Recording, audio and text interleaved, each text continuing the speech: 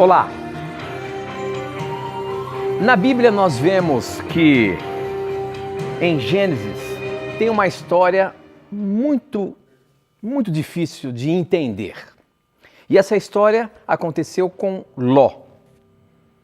A gente sabe que Sodoma estava muito decaída, a iniquidade imperava. Mas Ló recebeu em sua casa a visita de 2 hóspedes. E diz aqui no verso 6 de Gênesis capítulo 19, falando sobre Sodoma e Gomorra, melhor, sobre Sodoma, a cidade do pecado, diz que esses homens queriam abusar desses visitantes de Ló. E aí Ló sugeriu algo. Olha só o que está escrito no verso 6.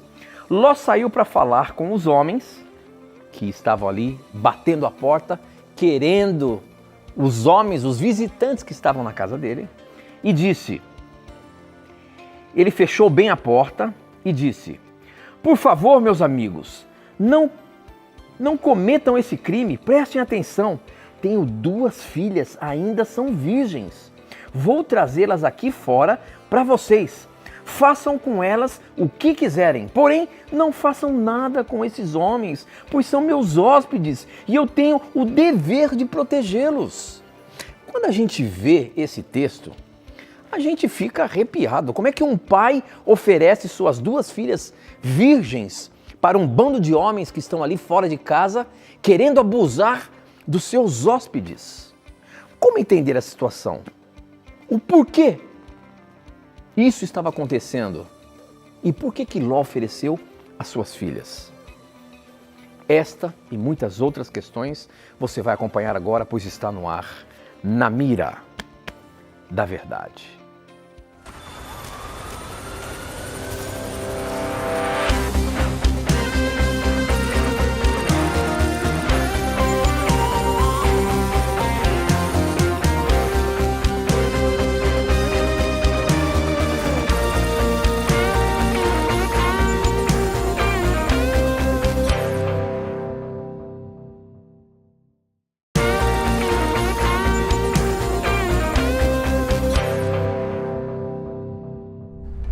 Olá, sejam muito bem-vindos! Mais uma vez estamos aqui juntos para começarmos este programa. Eu falo para juntos começarmos este programa porque é você quem faz o programa acontecer. É isso mesmo? São as suas perguntas, as suas dúvidas, os seus questionamentos que fazem esse programa de perguntas e respostas bíblicas ir ao ar. São as suas dúvidas que juntos fazem com que a gente estude a palavra de Deus. Mas quem está na mira para dar a resposta baseando-se na palavra de Deus, na Bíblia Sagrada, é ele, hein? Professor Leandro Quadros. Tudo bem, professor? Tudo bem, Tito. Satisfação estarmos juntos novamente. Satisfação, amigo telespectador, termos aqui a sua companhia. Eu quero mandar um abraço muito especial para a Igreja Adventista, para as igrejas adventistas de Olímpia, interior de São Paulo, na igreja, especialmente o distrito do pastor Davi, né? Que bênção que foi a programação. Presenciei lá, Tito, algo que eu gostaria de presenciar em mais igrejas pelo Brasil. Eles preservam até hoje a cultura de concursos bíblicos. Olha só, e isso há não é muito qualquer tempo. concurso bíblico, Tito. Estuda-se durante o ano, por exemplo, fizeram um estudo dos profetas menores. Durante um ano e tem uma prova.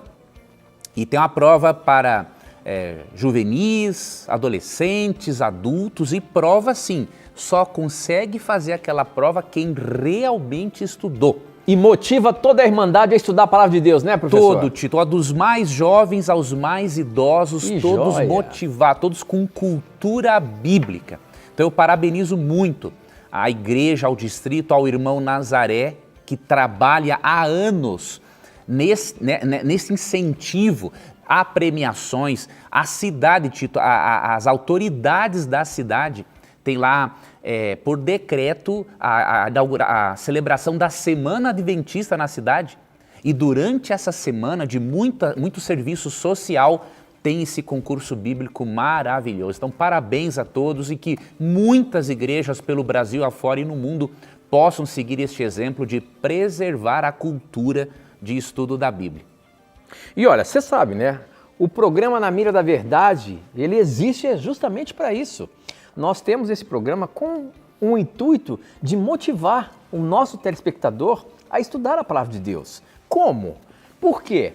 Quando você vê professor Leandro Quadros dando as mais diversas respostas e procurando rapidamente ali na Bíblia um texto bíblico para responder uma dúvida que chega no programa, quem que não está assistindo o programa que não gostaria de também ter essa habilidade de poder estudar, de encontrar os textos bíblicos e dar as respostas e saber exatamente o que a Bíblia está dizendo? Então é uma forma de motivar você também a estudar. Qualquer um de nós pode ter a capacidade de saber responder os textos, as dúvidas, na palavra de Deus. Nós mesmos podemos encontrar as respostas, elas estão aqui. Mas para isso, nós precisamos estudar. Então, essa forma que o professor Leandro Quadros diz, que a igreja naquela região está motivando os seus irmãos a estudarem, para poder, quem sabe, participar de um concurso bíblico, é um pretexto para você estudar a palavra de Deus. E o programa Na Mira da Verdade também tem esse objetivo. Por isso, a gente incentiva você. Procure ler mais a Bíblia, procure estudar um pouco aqui, um pouco ali, como diz a palavra, como os bereanos, que aquilo que se ouvia, ele ia procurar na Bíblia, se realmente o que estava sendo falado era o que estava na Bíblia. A gente convida você, o que a gente está falando aqui no programa, procure na palavra de Deus para ver se realmente o que o professor está dando como resposta, de fato está na palavra de Deus. Esse é o objetivo do programa, fazer você sentir motivado a estudar mais e mais a palavra de Deus, tá bom? Seja muito bem-vindo ao programa, é muito bom ter a sua companhia, obrigado por você estar nos assistindo aí, tá bom? Nós abrimos o programa falando sobre uma das histórias que tem a Bíblia, que a gente lendo assim por cima chega a nos revoltar, porque como pode um pai oferecer as suas duas filhas virgens para um bando de homens que estão do lado de fora da casa dele, querendo entrar para abusar seus dois visitantes, dois homens que estavam dentro da sua casa. E ele oferece as suas duas filhas. Professor Leandro Quadros, como é que a gente explica? Essa pergunta quem mandou foi a Luísa. Vou ler aqui como que ela fez a pergunta, tá bom? Para a gente contextualizar. É difícil imaginar tamanha iniquidade do povo de Sodoma. Lá em Gênesis 19, a ponto de quererem abusar dos dois anjos, né, que eram os visitantes, até então não sabiam que eram anjos. Isso mesmo. Né? Dois anjos que entraram na casa de Ló. Mas por que ele ofereceu as suas duas filhas virgens para que fizessem com elas tal maldade? Como é que a gente explica essa situação, professor? A gente vê a história aqui e quando a gente pensa isso num pai, acaba sendo revoltante, certo? Ver uma situação dessa. Pai... Imagina você tem duas filhas, eu tenho duas filhas também. Como é que a gente poderia pensar tal atrocidade, sei lá como diz essa situação, professor? Esse é um texto, Tito, muito importante de ser analisado por nos mostrar, por ele justificar a atitude de Deus de destruir Sodoma e Gomorra. Deus decidiu destruir Sodoma e Gomorra, tanto por causa da impiedade, como lemos em Ezequiel 16, quanto por causa da depravação sexual. Então as duas coisas estavam levando esta cidade ao juízo. Na verdade, aqueles homens queriam abusar sexualmente dos dois homens que estavam visitando a casa dele? Dos dois homens. O verso 4 diz que quando chegaram os visitantes na cidade, os anjos haviam personificado uma forma humana. Diz assim: mas antes que se deitassem, os homens daquela cidade cercaram a casa, os homens de Sodoma, tanto os moços como os velhos, ou seja, todos estavam corrompidos. Sim, todo o povo de todos os lados, e chamaram por Ló e lhe disseram: onde estão os homens que à noitinha entraram em tua casa? Traze-os fora a nós para que abusemos deles. Então eles estavam num nível de depravação tão grande que eles queriam, inclusive, forçar a relações homossexuais àqueles visitantes. Então olha aonde que esse povo chegou, né? E aí o que acontece? Ló, ele acaba num momento oferecendo as duas filhas no lugar dos dois homens. E aí isso nos choca, e com razão. Mas tem duas coisas aqui no texto que vão explicar por que Ló fez isso. Aqui no verso 8 diz o seguinte, ó, tenho 2 filhas virgens, eu vou-las trarei, tratai-as como vos parecer, porém nada façais a estes homens, porquanto se acham sobre a proteção do meu teto. 2 coisas aqui. Primeiro, na cultura do Antigo Oriente Próximo, era extremamente ofensivo e vergonhoso acontecer algo com um hóspede. A estrutura mental deles era assim. Então eles preferiam que algo acontecesse a alguém da família ao invés de acontecer com um hóspede.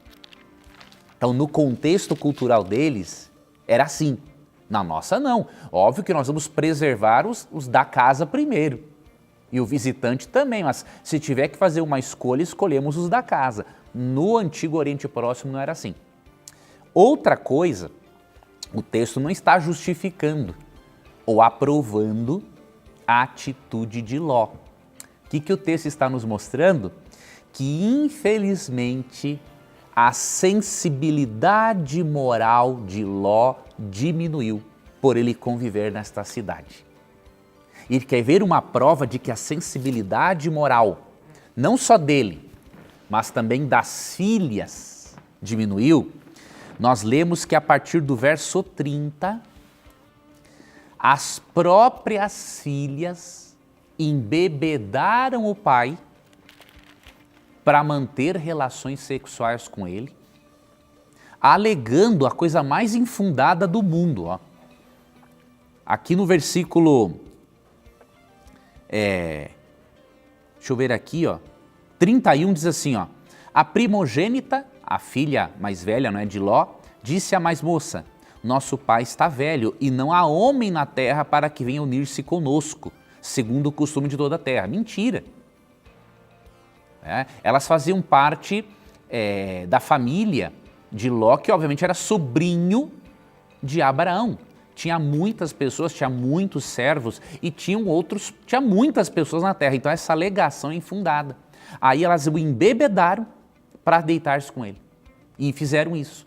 E desta união incestuosa nasceram os moabitas e os amonitas. Então o que o texto está nos mostrando? Primeiro, a cultura do Antigo Oriente Próximo de que um hóspede, em hipótese alguma, poderia sofrer algum dano. Para eles era menos ofensivo e grave um familiar sofrer um dano, mas o texto também nos mostra a corrupção moral de Ló. O texto nos mostra que tanto ele quanto as filhas se corromperam pelos costumes da cidade. E aí isto nos lembra 1 Coríntios 15, 33, não é? Um texto que se aplica a todos nós, mas especialmente para os jovens, que ali é dito em 1 Coríntios 15, 33, assim, que as más conversações corrompem os bons costumes. Então nós temos que saber escolher o nosso círculo de amigos, porque a influência que os amigos exercem na nossa mente, nas nossas crenças e no nosso comportamento é uma influência muito grande. Por isso que há o ditado popular que diz, não é? Diga-me com quem andas e te direi quem és. Então temos que ter muito cuidado com as influências das amizades, da cultura onde estamos inseridos, porque isso pode nos afastar totalmente dos princípios da palavra de Deus. Agora, é difícil a gente compreender certas coisas, né? Porque só a família de Ló foi salva ali daquela situação de Sodoma e Gomorra, né? E nem a mulher, por exemplo, se salvou porque ela não acreditou, olhou para trás, a gente sabe da história, que se transformou numa estátua de sol. Mas ele e as filhas se salvaram e mesmo assim eram pessoas que não estavam servindo a Deus ou se corromperam. Tinham uma crença, Tito, em Deus, se corromperam, mas não no mesmo nível dos de Sodoma, mas se corromperam também, mas não no mesmo nível. Se eles tivessem corrompido no mesmo nível, aí Deus teria destruído eles também. Mas como Deus é misericordioso, como a corrupção foi num nível menor, Deus os poupou para transformá-los. Ok, muito bem. Olha só, você pode participar do programa mandando a sua dúvida, a sua pergunta, o que você quer saber para que o professor possa dar a resposta sobre a palavra de Deus, sobre religião, sobre, enfim, algum assunto espiritual, enfim.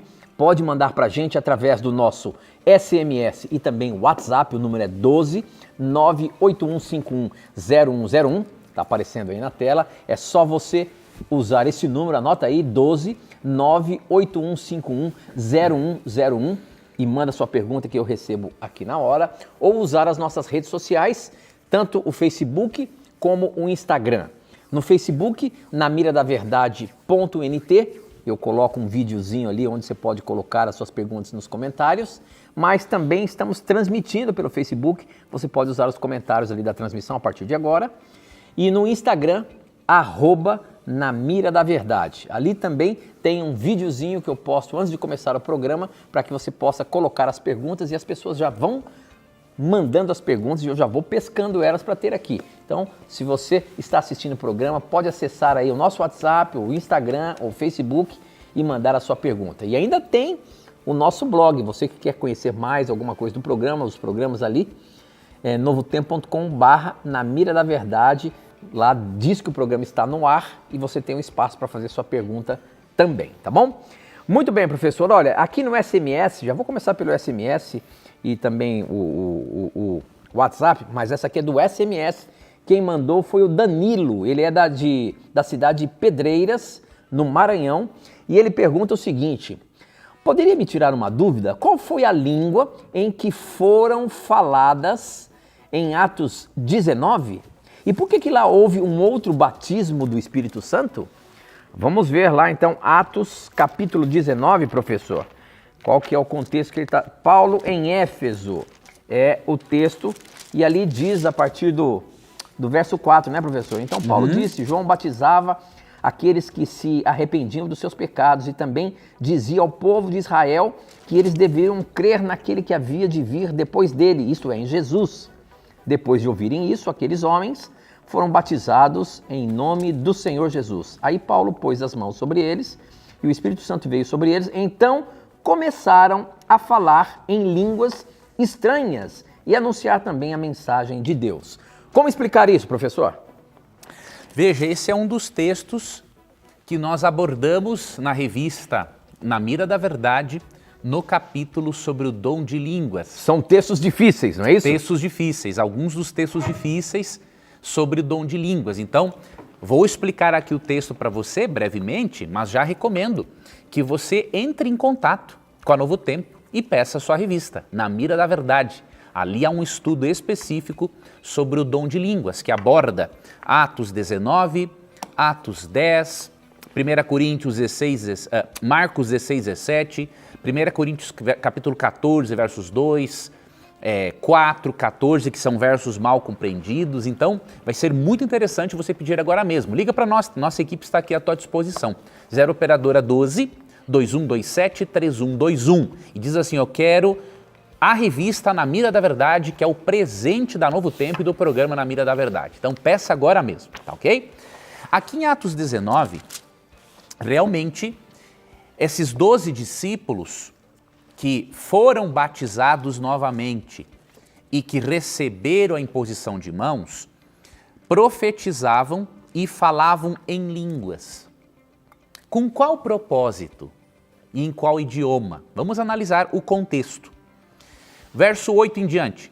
Durante 3 meses, Paulo frequentou a sinagoga, onde falava ousadamente, dissertando e persuadindo com respeito ao reino de Deus.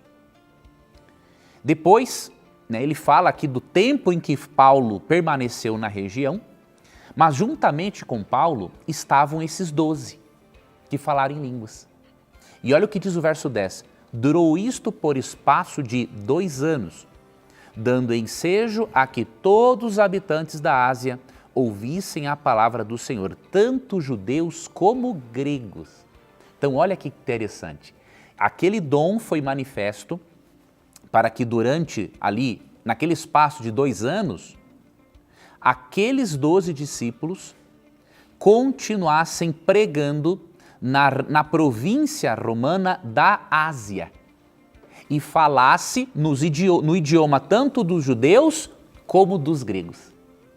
Então, estes eram os idiomas que foram falados. Este foi o propósito do dom de língua, ou seja, um propósito evangelístico. Não foi um propósito para demonstrar para a igreja que ele tem o batismo com o Espírito Santo. Foi um propósito evangelístico. Veio sim como resultado do batismo no Espírito. Mas quando você adquirir a revista Na Mira da Verdade, você vai ver uma coisa importante. O batismo com o Espírito não é evidenciado apenas pelo dom de línguas. Ele é evidenciado pela presença de qualquer outro dom espiritual. Então eu demonstro na revista que o nosso irmão pentecostal, por exemplo, que aceitou a Jesus e não tem o dom de línguas, mas tem um outro dom espiritual, ele é batizado com o Espírito Santo da mesma forma. Tá, ok? Então peça a revista agora mesmo e aí você vai poder se aprofundar neste tema. Muito bem. Para você pedir a revista, basta você ligar agora para a gente, 0 operadora 12 21 27 3121, aparece aí na sua tela, olha aqui, ó. É esse número, anota aí, 12 21 27 3121, e para você ter essa revista aqui, é só ligar para a gente, fazer um cadastro e você vai receber ela sem pagar nada. Olha, a revista é fantástica. Você tem aqui, professor Leandro Quadros preparou esse material aqui para o programa Na Mira da Verdade. Nós lançamos isso aqui no mês de fevereiro e aí está ainda bombando, muita gente pedindo. Não perca tempo não, peça a sua. São 10 lições com textos difíceis que vai ajudar você a compreender.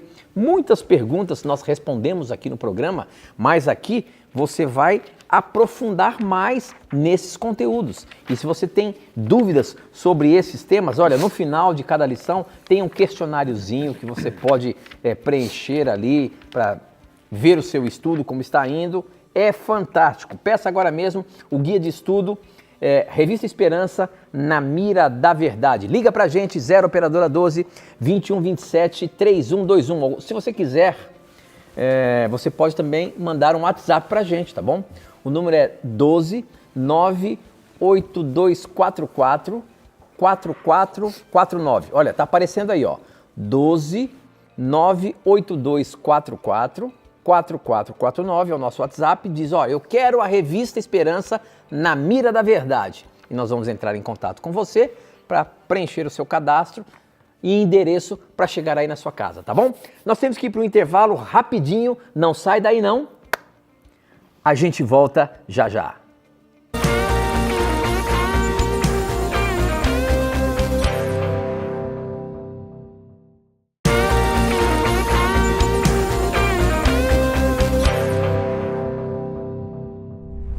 Já estamos de volta. Você pode participar do programa mandando as suas perguntas através dos canais que a gente apresenta aqui.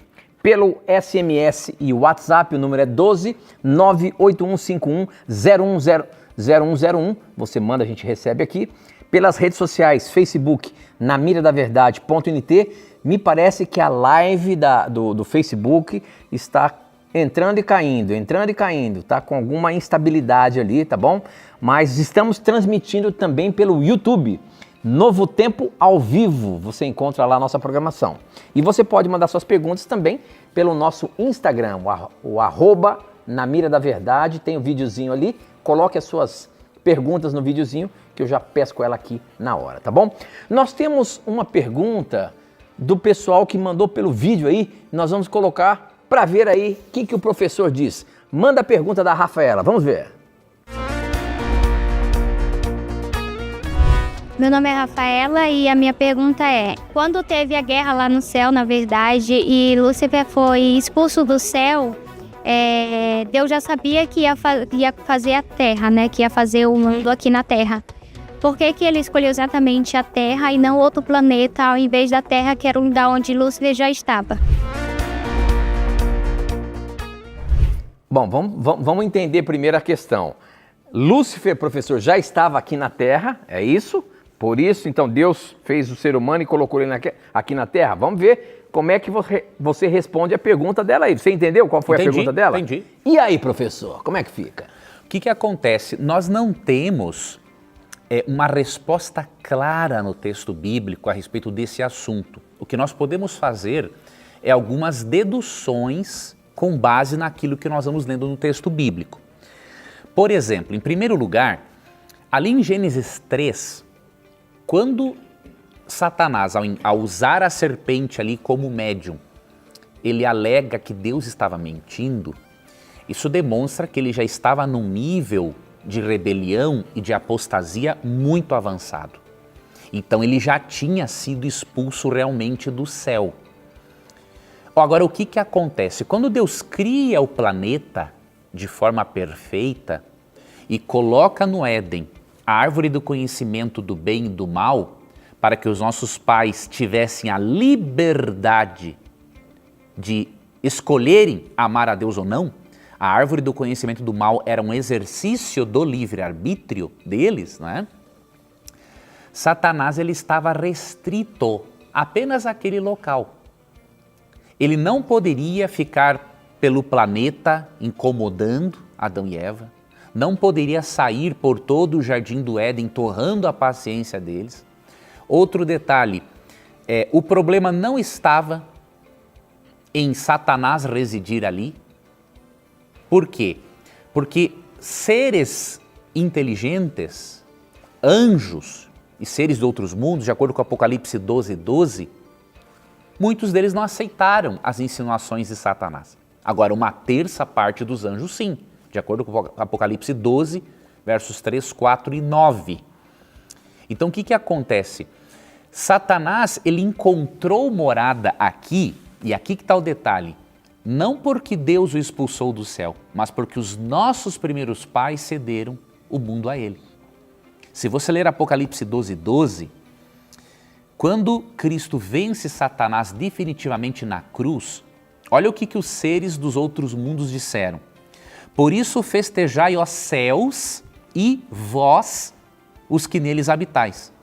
Ai da terra e do mar, pois o diabo desceu até vós, cheio de grande cólera, sabendo que pouco tempo lhe resta. Então percebe, ele tentou levar outros seres à rebelião. Ele era um acusador, ele trazia desconforto, ele trazia desarmonia, mas quando ele perde o acesso definitivo ao céu, é porque simplesmente os nossos primeiros pais aceitaram. Então a criação da árvore do conhecimento do bem e do mal, a expulsão de Satanás não foi o problema maior. O problema foi nossos pais exercerem o livre-arbítrio de uma forma equivocada. Muito bem, professor, muito bem. Bom, nós estamos vivendo um momento aí na internet com o que está acontecendo que acaba trazendo muitas e muitas dúvidas. E tem uma pergunta que chegou aqui que a gente não pode deixar de colocar e tentar dar uma explicação, professor. Quem mandou foi o Ailton e ele diz o seguinte, ele escreveu o seguinte: boa noite a todos, me chamo Ailton, sou de São Bernardo do Campo. Essa polêmica dos 8 papas, ou do 8º papa ser o falso profeta, tem fundamento? Na Bíblia fala dos 7 montes e as 7 cabeças. As 7 cabeças não seriam também reinos? Portanto, fala do lugar e não o rei que a governa. Me tira essa dúvida, está me deixando muito confuso. Ou seja, a gente já percebe, até na própria dúvida, que há uma confusão com relação a Apocalipse 17 e querendo de alguma forma encaixar isso com a questão do falecimento do Papa. Professor, o que nós podemos orientar nesse momento sobre esse assunto? A primeira e principal orientação, Tito, que eu dou para o nosso telespectador é: não fique envolvido em teorias conspiracionistas. Tente entender o texto bíblico com a ajuda do próprio texto bíblico, de bons comentários bíblicos, de bons comentaristas. Para você ter uma ideia, até mesmo entre os intérpretes que adotam a escola historicista de interpretação, não há um consenso sobre Apocalipse 17 em todos os detalhes, mas há algum consenso sim. Por exemplo, existe um consenso entre teólogos que dedicam a vida em estudar esses assuntos, de que os 7 reis não são 7 papas específicos, né? Nós encontramos sim a presença do papado nas profecias, em Daniel 7:25, Daniel 8 e Apocalipse 13. Mas não se refere a papas isolados. Nós cremos, preservando a interpretação protestante, ali predominante até o século XVIII, XIX, nós entendemos sim a presença do papado nas profecias, porém, você não pode ir atrás de teorias conspiracionistas, isso é muito perigoso. Algumas pessoas acreditam, né, que a partir de 1929, quando foi feito o Tratado de Latrão e o Vaticano tem a sua autonomia, né, como Estado, eles contam a partir dali 7 papas, né, até chegar o 8º, que na concepção de alguns seria, na verdade, Satanás personificando Cristo, e aí Jesus voltaria depois desse evento. Mas essa teoria já foi para o brejo. Essa teoria não deu certo, tá? Então a primeira coisa que eu lhe indico, leia comentários bíblicos sérios. Um dos que você pode ler é o comentário de Ranko Stefanovic, que é Revelação de Jesus Cristo, um comentário sobre o livro do Apocalipse. Esse é um material erudito que você pode ler, estudar todo o Apocalipse, né? E você pode adquirir este comentário aqui na loja da Novo Tempo, novotempo.com/loja. Outros materiais muito importantes para você estudar o livro do Apocalipse você vai encontrar também. Digita ali na lupinha, na busca Apocalipse, e vai vir uma série de livros. Agora, por exemplo, tem uma série de comentários maravilhosos, que eu estou adquirindo os volumes aos poucos, o comentário da Andrews. Que baita comentário! E já está quase, não sei se já lançou, pelo menos acho que está na pré-venda, o comentário correspondente também ao livro do Apocalipse. Então, leia esses materiais sérios, tá? E tenha em mente uma coisa, não vou entrar em mais detalhes agora, tenha em mente uma coisa, os eruditos entendem, e aqui não há um consenso entre os historicistas, mas a maior parte crê, já que montes em profecia apocalíptica simbolizam nações, poderes, mas especialmente nações, impérios, de acordo com Jeremias ali, 51, 23 a 25, Jeremias 17, 13 e outros textos, já que esses 7 montes simbolizam impérios, e João fala no versículo 9, no versículo 10 do capítulo 17, que desses 7 montes ou reis, 5 caíram e 1 existe, nós entendemos que o império que dominava nos dias dele, obviamente, é o Império Romano. E que, portanto, 5 impérios anteriores caíram. E que o próximo que viria após o Império Romano seria Roma papal. Então nós entendemos como sistema e não como papas isolados. E alguns eruditos creem que já que Roma era o que predominava nos dias de João, e não dá para jogar essa profecia para o futuro apenas, como faz o futurismo, né? Então alguns entendem que esses 5 que caíram seria Egito, Babilônia, Medo-Pérsia, deixa eu ver a sequência correta que eu anotei aqui, ó. Isso, Egito, Assíria, Babilônia, Medo-Pérsia e Grécia. Impérios que oprimiram o povo de Deus ao longo da história. O que existia é Roma imperial e o próximo que viria, o 7º, Roma papal, ok? Então, essa é uma das interpretações. Agora, esta dos 7 papas realmente é perda de tempo, né? A pessoa não pode acreditar numa coisa dessas e tem que abordar esse assunto com sabedoria. Não dá para confundir o sistema papal, que obviamente corrompeu doutrinas bíblicas, com os nossos irmãos católicos apostólicos romanos, que são sinceros naquilo que creem, na sua devoção. Então nós temos que separar o sistema doutrinário das pessoas sinceras, muitas delas filhos de Deus sinceros, que estão em busca do conhecimento da verdade. Então vamos abordar esse assunto biblicamente e ao mesmo tempo com respeito. Muito bom. Muito bom. Agora tem uma perguntinha aqui do nosso WhatsApp. O número é 12981510101. Olha aí, ó, o númerozinho. Esse é o nosso WhatsApp. Quem mandou foi o Maicon. E a pergunta do Maicon é a seguinte. Se em Romanos, professor, 9:13 está escrito: amei Jacó, mas rejeitei Esaú, antes mesmo deles nascerem ou fazerem qualquer escolha, isso não mostra que Deus escolhe quem será salvo ou condenado sem considerar o livre-arbítrio? Como conciliar isso com a ideia de um Deus justo? Olha só, uma pergunta capciosa. Ele ainda começa reforçando. Mas então, se Deus já escolhe antes do nascimento quem ele vai amar ou rejeitar, como o texto diz, qual o sentido real do julgamento final? As pessoas são julgadas por algo que nunca puderam escolher? Professor, como que a gente vai responder essa situação aí? E, de fato, Romanos 9,13 está nos dizendo aí o assunto de Jacó e Esaú? Muito boa pergunta. Veja, realmente, se esse texto significa aquilo que irmãos calvinistas pensam que significa, não há uma justificativa plausível mesmo para um juízo final. Porque se Deus já predeterminou quem vai se perder, por que julgá-lo, né, num juízo final se ele não teve a possibilidade de escolher entre a salvação e a perdição? Vamos analisar brevemente Romanos 13, tá? Para você entender esse contexto. Veja, primeiramente, quando diz assim, amei Jacó, porém aborreci a Esaú, temos que fazer uma pergunta para o texto e recorrermos ao Antigo Testamento também para buscarmos a resposta. Quando Deus amou Jacó e aborreceu Esaú, Deus excluiu Esaú da salvação? O que você acha? Eu me recordo, né, biblicamente que não. Deus em nenhum momento disse que destinou Esaú à perdição. O que Deus fez foi escolher a função de cada um. E aqui que está o detalhe.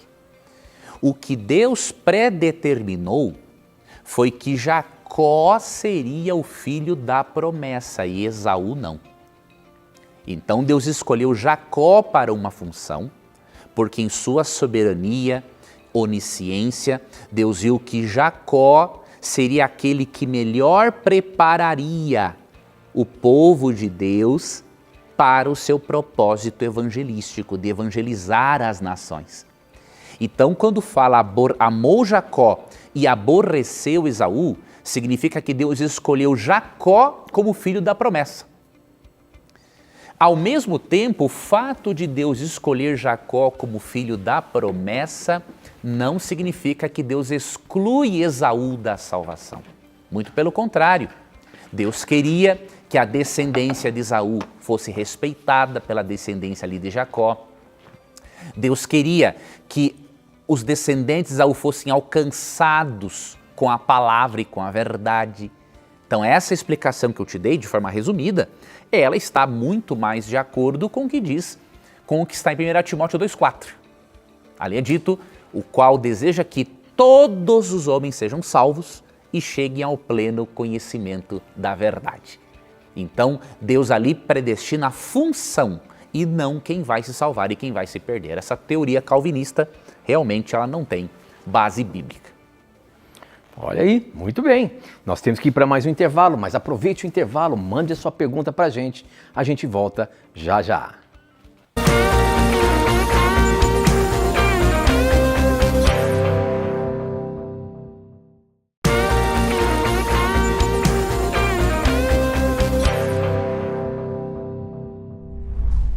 Já estamos de volta e eu quero já abrir esse bloco falando do projeto Anjos da Esperança. Nós estamos em um mês especial de doações. O projeto Anjos da Esperança está com algo muito legal. Está formulando um novo site, um aplicativo para poder trazer mais transparência a você, doador. E o que é o projeto Anjos da Esperança? Não sei se você que acompanha o programa Na Mira da Verdade sabe o que é o projeto Anjos da Esperança. É o projeto pela qual mantém a Novo Tempo há 19 anos. Através das nossas doações ou das doações que recebemos, sua, telespectador, que manda pra gente, é que a Novo Tempo existe. E este mês, o mês de aniversário do Anjo da Esperança, estamos fazendo algo muito interessante. Além de formular um novo site, trazendo uma maior transparência para que você saiba onde são utilizados os recursos que você encaminha aqui para Novo Tempo, de uma forma bem clara, um aplicativo onde vai facilitar a sua doação e até mesmo você saber como está sendo usado o seu dinheiro, tá bom? Então é esse mês, portanto, faça a sua doação. Seja um anjo da esperança se você ainda não é, para que a Novo Tempo continue levando esperança para milhares ou milhões de pessoas.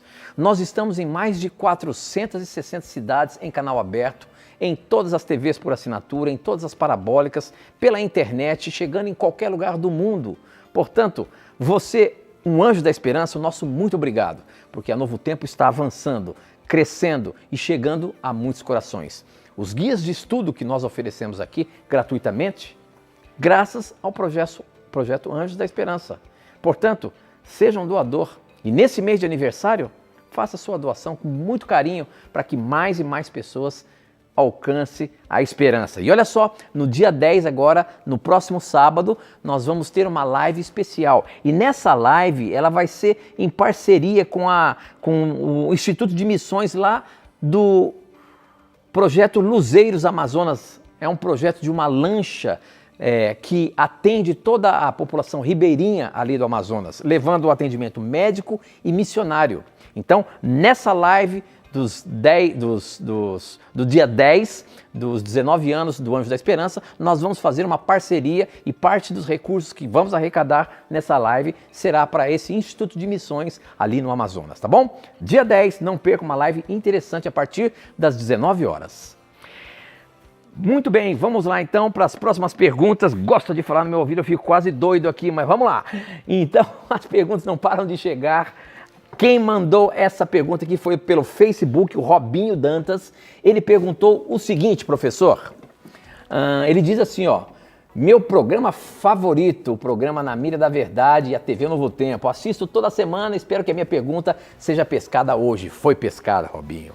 A minha pergunta ao professor é a seguinte: o que significa rudimentos do mundo naquela época de Paulo, lá em Colossenses 2:8? Desde já agradeço. Olha só, uma pergunta, vamos ver o que está dizendo ali, Colossenses 2:8, e ele quer saber os rudimentos do mundo. Tem algum significado isso, professor? Tem. Algumas palavras, obviamente, de um português mais antigo podem trazer algumas dificuldades na compreensão do texto, mas eu vou lhe dar aqui uma dica. Quando você vê um termo em uma tradução bíblica, que é muito boa, por sinal, a Almeida, Revista Atualizada, né? Nós podemos, como alternativa, se você não quer consultar um dicionário, você pode pegar uma versão bíblica alternativa que tem uma linguagem mais coloquial. E eu vou fazer isso para lhe ajudar, a lhe motivar a fazer isso. Eu tenho na minha casa mais de uma tradução bíblica, tenho várias, né?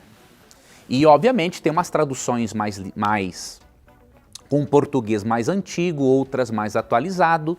O que eu nunca recomendo é uma tradução livre, né, para estudo da Bíblia. Uma tradução livre é aquela em que o tradutor traduz interpretando. Ela pode ser usada para uma leitura devocional, tá? Tudo bem, mas assim, se você quer estudar a Bíblia, tem que ser uma tradução mais literal, diríamos assim, ok? Então eu vou pegar esta aqui para você. Você poderia utilizar a Nova Versão Internacional, mas eu vou pegar essa aqui, que é a Nova Versão Transformadora. Vamos aqui para o texto. Ele falou, tu lembra o texto, Tito? Rudimentos do mundo? Colossenses 2:8. 2:8. Fala assim, de acordo com os rudimentos do mundo e não segundo Cristo. E aí o verso 9 fala, não é? Que nele habita corporalmente toda a plenitude da divindade.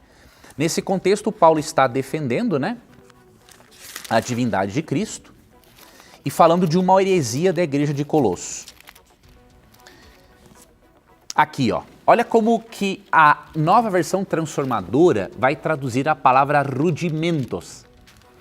Não permitam que os outros os escravizem com filosofias vazias e invenções enganosas provenientes do raciocínio humano, com base nos princípios espirituais deste mundo e não em Cristo. Se você quiser, eu posso contribuir com essa nova linguagem.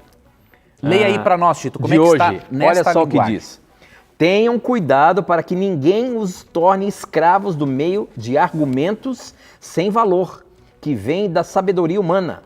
Essas coisas vêm dos ensinamentos de criaturas humanas e dos espíritos que dominam. O universo não é de Cristo. O universo, ou melhor, não, que dominam o universo e não de Cristo.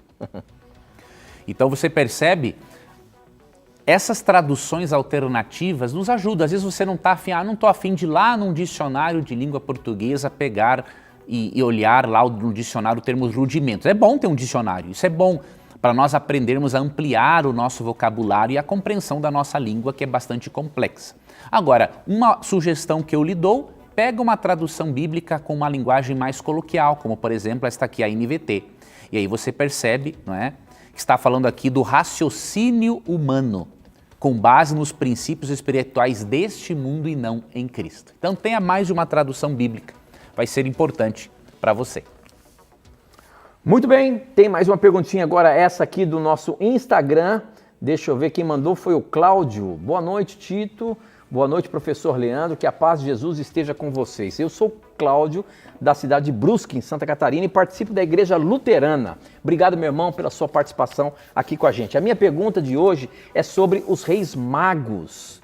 Eu acho que na Bíblia não há nenhuma profecia que diz que, seguindo uma estrela, se chegaria até um menino Jesus. Então, como que os magos sabiam que, seguindo aquela estrela, eles chegariam até o local onde o menino Jesus nasceu?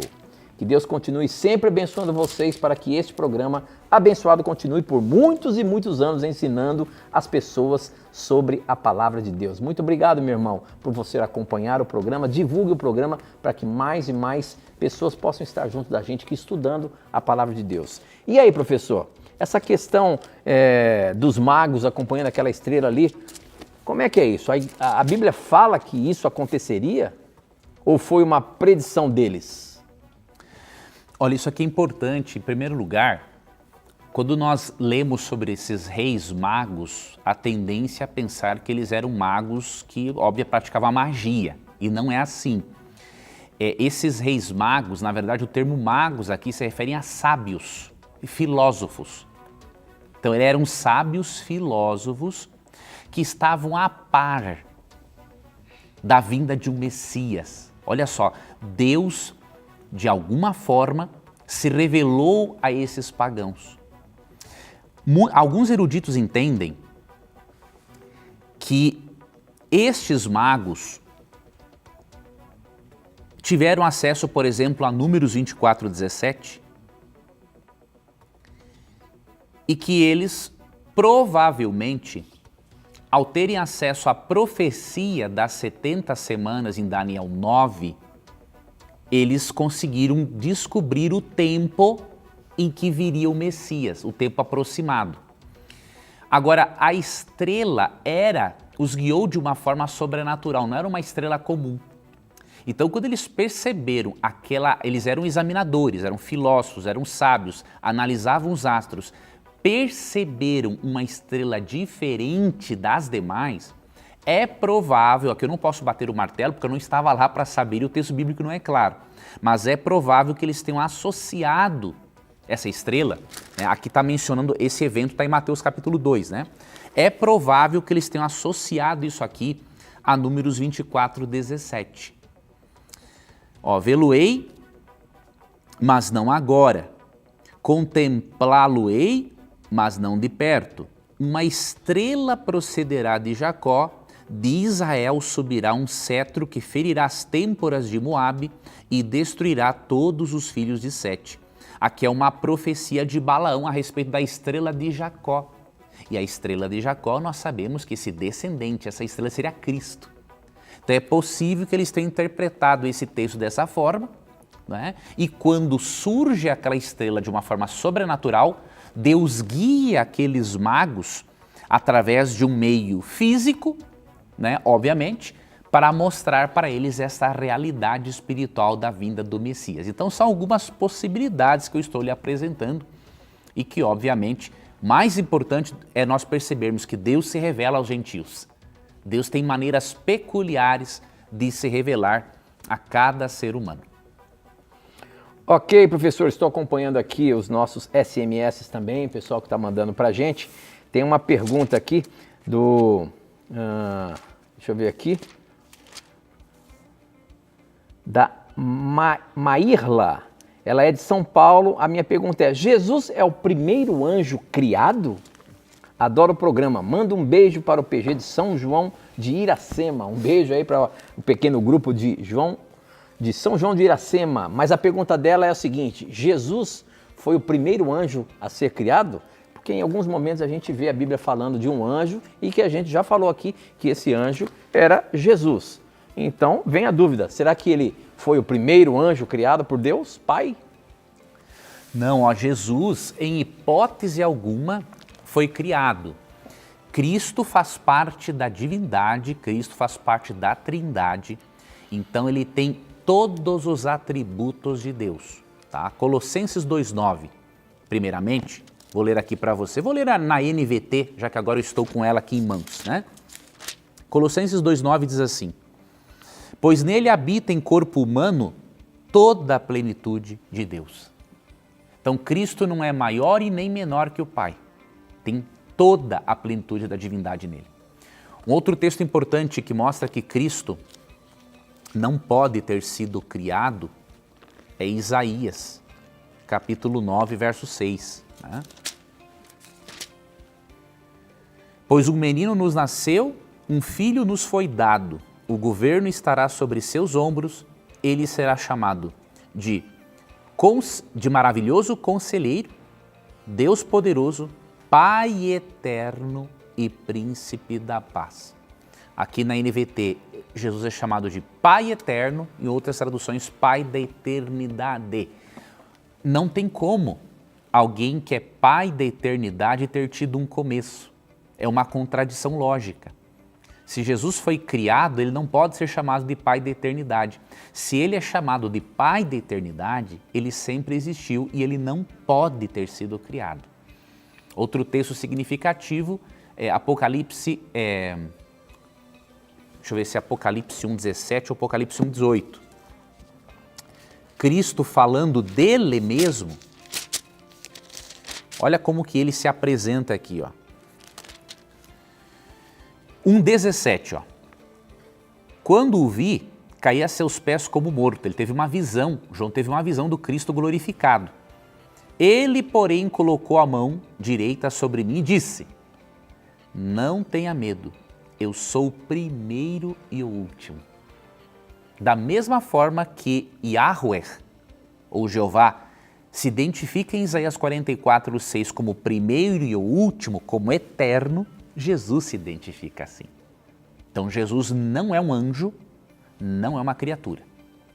Quando nós apresentamos Jesus como o arcanjo Miguel, aqui é uma outra questão, jamais estamos dizendo que Cristo tem uma natureza angélica. Isso seria uma heresia. Ele tem uma função de comandante das hostes celestiais. Mas Cristo é o criador dos anjos, ele não é anjo.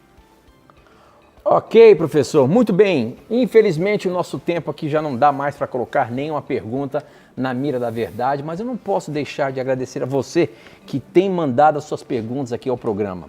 Eu sempre costumo dizer que o programa só acontece porque você participa e juntos nós temos a oportunidade de estudarmos a palavra de Deus. Continue mandando as suas perguntas, não desanime, não deixe de mandar, porque a qualquer momento ela estará na mira da verdade, tá bom, professor?